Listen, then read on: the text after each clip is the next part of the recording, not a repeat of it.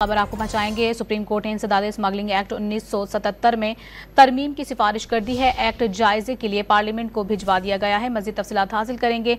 Don news के नुमाइंदे अब्दुल्ला मोहम्मद हमारे साथ मौजूद हैं। अब्दुल्ला, बताएगा फैसले में क्या कहा गया है?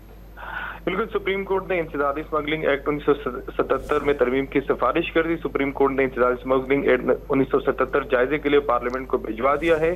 इस पर एक फैसला भी सामने आया है। फैसले के मुताबिक इंसदादी स्मगलिंग एक्ट में अपील का हक सिर्फ मुल्जिमान को दिया गया है।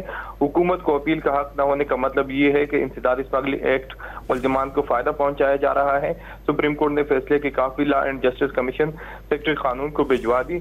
फैसले के मुताबिक सुप्रीम कोर्ट ने फैसले की कापी अटॉर्नी जनरल को भी भिजवा दी है। सुप्रीम कोर्ट का 7 सफ़ात पर मुश्तमिल फैसला जस्टिस शाहिद वहीद ने तहरीर किया।